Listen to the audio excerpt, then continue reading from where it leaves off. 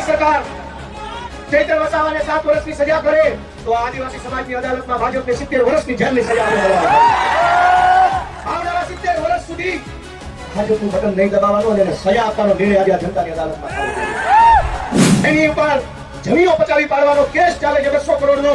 એ અત્યારે ધારાસભ્ય છે.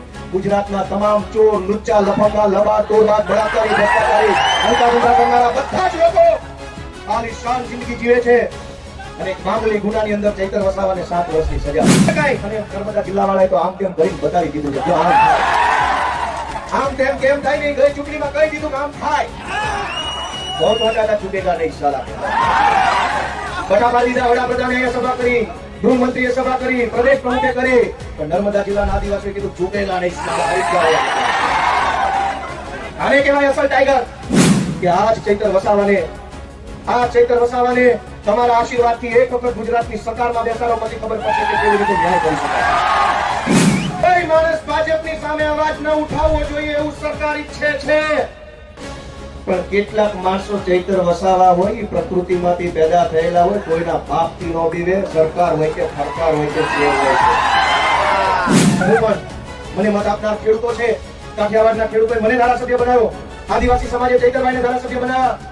અમને મત આપનારા લોકો માટે અમે બોલતા રહેવાના, લડતા રહેવાના અને ક્યારેય નથી ઝૂકવાના એ સંકલ્પ અમે લીધો છે. દોસ્તો,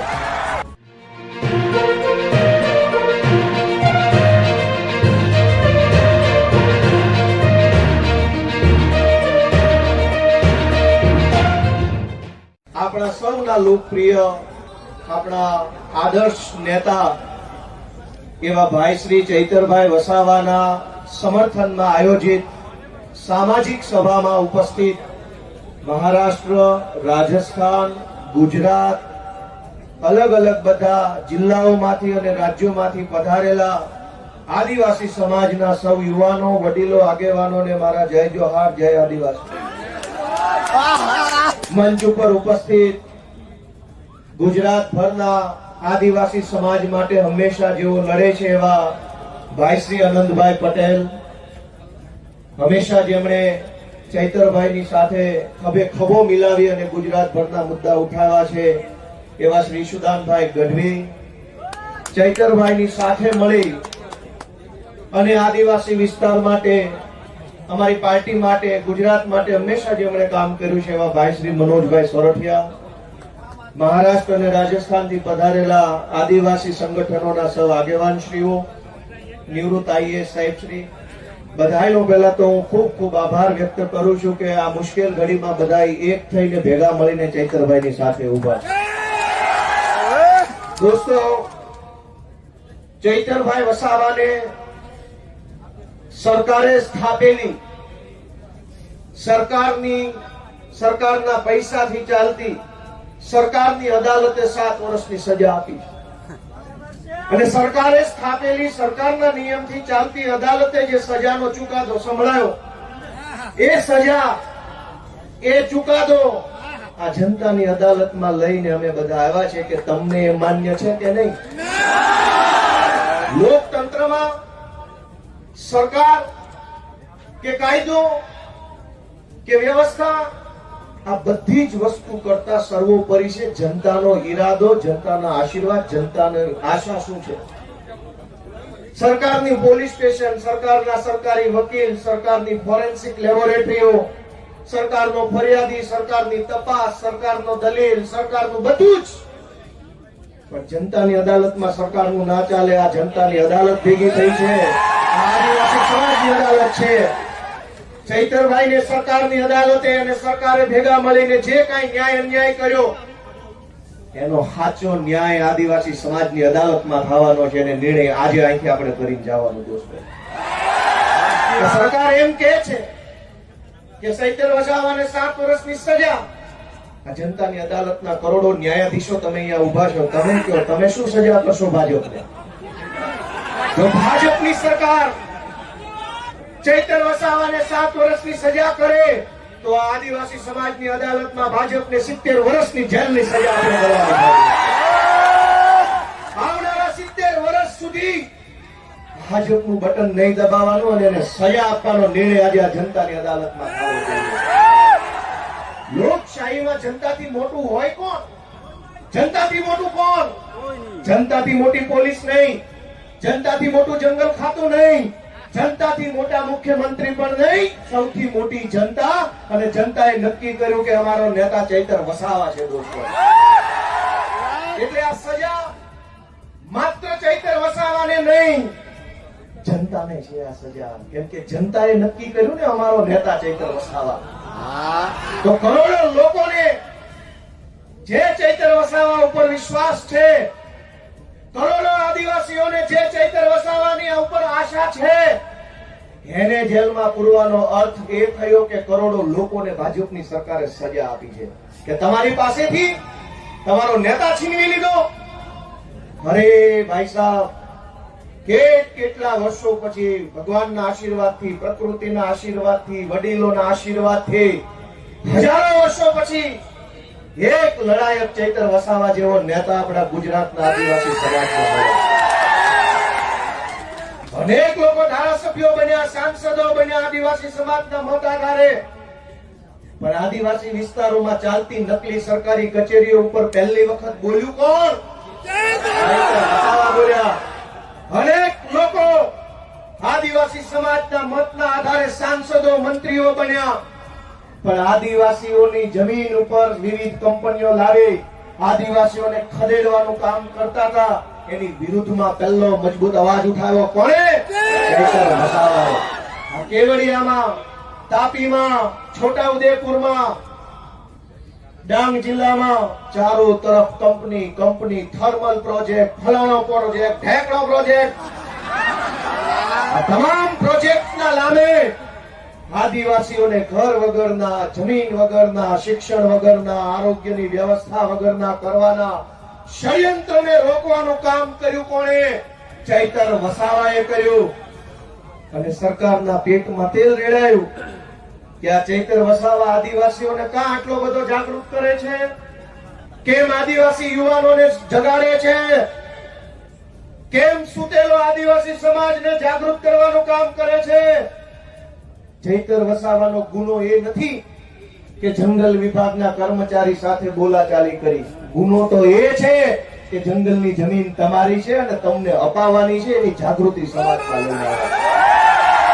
ચૈતર વસાવાએ જો બીજા ભાજપના આદિવાસી નેતાઓની જેમ રૂપિયા બનાવવા હોત તો જેલમાં હોત કે ઘરે હોત? એક છે મોટા કદાવર આદિવાસી નેતા, 2000 કરોડનું મનરેગામાં કરી નાખ્યું. જેલમાં છે કે મહેલમાં? આદિવાસીઓના મત લઈને, આદિવાસી વિસ્તારોની ગ્રાન્ટો ખાઈને 2000 કરોડ રૂપિયાનું બૂચ મારીને જો બેઠા હોત તો મહેલમાં હોત. પણ જેણે આદિવાસીઓને પાય બચાવવાનું કામ કર્યું, આદિવાસી બાળકોના શિક્ષણ માટે લડાઈ લડ્યા, વિસ્થાપિતો માટે બોલ્યા, ગરીબ દીકરીઓ માટે બોલ્યા, તમામ પ્રકારની યોજનાના લાભ અપાવવા માટે બોલ્યા, એ ચૈતરભાઈને જેલમાં પૂર્યા. વિધાનસભામાં આજની તારીખમાં જેની ઉપર ગુજરાતની હાઈકોર્ટે આદેશ કર્યો હોય કે આ ધારાસભ્યો પર બળાત્કારની એફઆઈઆર નોંધો, જેની ઉપર બળાત્કારની એફઆઈઆર છે એ આજે વિધાનસભામાં છે. આજની તારીખમાં ધારાસભ્ય છે, જેલમાં નથી બળાત્કારના આરોપી. જેની ઉપર મનરેગા કૌભાંડનો 2000 કરોડનો આરોપ છે એ વિધાનસભામાં ધારાસભ્ય થઈને બેઠા છે. જેની ઉપર જમીનો પચાવી પાડવાનો કેસ ચાલે છે 200 કરોડનો, એ અત્યારે ધારાસભ્ય છે. ગુજરાતના તમામ ચોર, લુચ્ચા, લફંગા, લબાડ, તોડબાજ, બળાત્કારી, ભ્રષ્ટાચારી, ધંધા ધંધા કરનારા બધા જ લોકો આલીશાન જિંદગી જીવે છે. અને એક મામૂલી ગુનાની અંદર ચૈતર વસાવાને 7 વર્ષની સજા. 7મા ધોરણમાં ભણવામાં આવતું કે દેવડીએ દંડાય છે ચોર મુઠ્ઠી ઝારના, ને લાખ ખાંડી લૂંટનારા મહેફિલે મંડાય છે. કરોડોના કૌભાંડ કરનારા લોકો વટથી ફરે છે અને આદિવાસી સમાજ માટે લડનારા ચૈતર વસાવાને જેલમાં પૂર્યા છે. દોસ્તો, મારી તમને એટલી વિનંતી છે કે લડાઈ બહુ લાંબી છે. આજે આપણે બધા અહીંયા ભેગા થયા છીએ, અહીંયા આકડા પડકારા, જુસ્સો, આમ કરી નાખું તેમ કરી નાખું કરીએ છીએ. પણ સાચું આમ અને તેમ કરવાનું ટાણું છે ને ઈ મતદાનના દિવસે આવતું હોય. લોકશાહી છે આમ તેમ જે કાંઈ, અને નર્મદા જિલ્લા વાળાએ તો આમ તેમ કરીને બતાવી દીધું છે. જો આમ થાય, આમ તેમ કેમ થાય ને, ગઈ ચૂંટણીમાં કહી દીધું કે આમ થાય. બહુ ચોંટા હતા, ઝૂકેગા નહીં સાલા. બટા પાડી દીધા. વડાપ્રધાને અહીંયા સભા કરી, ગૃહમંત્રીએ સભા કરી, પ્રદેશ પ્રમુખે કરી, પણ નર્મદા જિલ્લાના આદિવાસીઓએ કીધું ઝૂકેગા નહીં સાલા. આવી ગયા. આને કહેવાય અસલ ટાઈગર. પણ દોસ્તો, હું તમને છેલ્લી 2-3 વિનંતી કરીશ કે ચૈતરભાઈ નો ગુનો શું? આ ભાજપ વાળા ટીવીમાં, સોશિયલ મીડિયામાં ચૈતરભાઈને બદનામ કરવાનું કામ કરે કે એને વન વિભાગ વાળાને આમ તેમ કહી દીધું, ધાકધમકી કરી લીધી. તમારા વન વિભાગ વાળા, તમારા પોલીસ વાળાએ અમારી હારે જે ધાકધમકી કરી છે ને એની સજા 700 વર્ષ આપો તો ઘટે એમ છે. આખા ગુજરાતમાં સરકારી માણસો જનતા હારે કેવું વર્તન કરે? સરકારી મામલતદાર, સરકારી પીએસઆઈ, સરકારી ટીડીઓ, સરકારી પ્રાંત, સરકારી આરએફઓ, આ બધા જ લોકો રાજ્યની નાની નાની જનતા સાથે કેવું વર્તન કરે છે? ઈ વર્તનની જો સજા આપવા બેસીએ ને તો એક માઇનર લાલ ઓફિસમાં બેસી નહીં શકે, બધાને જેલમાં પૂરવા પડે. ચૈતર વસાવાએ 4 શબ્દો શું કીધા તો માઠું લાગ્યું. પણ દોસ્તો, ચુકાદો હવે જનતાની અદાલતમાં લાવવાનો છે. તમારે નિર્ણય કરવાનો છે કે આજ ચૈતર વસાવાને તમારા આશીર્વાદથી એક વખત ગુજરાતની સરકારમાં બેસાડો, પછી ખબર પડશે કે કેવી રીતે ન્યાય કરી શકાય. આપણે ક્યાં સુધી અન્યાય સહન કરવાનો? માંડ કરીને એક નેતા મળે, એક બાજુ બધા ભ્રષ્ટ નેતાઓ સમાજ માટે બોલે નહીં, લડે નહીં, અવાજ ઉઠાવે નહીં, ચૂપ થઈ જાય. એક બાજુ માંડ એક બોલનારો નેતા મળ્યો હોય, એને જેલમાં પૂરી દેવો.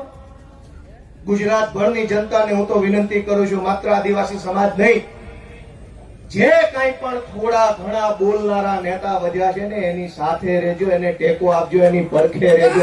ગુજરાતમાં તો બોલે છે. સરકાર એમ ઈચ્છે છે કે કોઈ પણ માણસ ભાજપની સામે બોલવો ન જોઈએ, કોઈ માણસ ભાજપની સામે અવાજ ન ઉઠાવવો જોઈએ, એવું સરકાર ઈચ્છે છે. પણ કેટલાક માણસો ચૈતર વસાવા હોય, પ્રકૃતિમાંથી પેદા થયેલા હોય, કોઈના બાપથી નો બીવે, સરકાર હોય કે સરકાર હોય કે શેર હોય. અને આ જળ, જમીન, જંગલ કોનું છે? સરકારનું છે. સરકાર નહોતી, જે દિવસે આ દેશમાં સરકારો નહોતી ત્યારે જંગલ હતું કે નહીં? જે દિવસે આ દેશમાં કોઈ સરકાર, કોઈ પાર્ટી નહોતી ત્યારે જમીન હતી કે નહીં? અને જે દિવસે આ ભાજપ પાર્ટી કે એના નેતાનો જન્મ નહોતો ત્યારે આ ધરતી પર જળ હતું કે નહીં?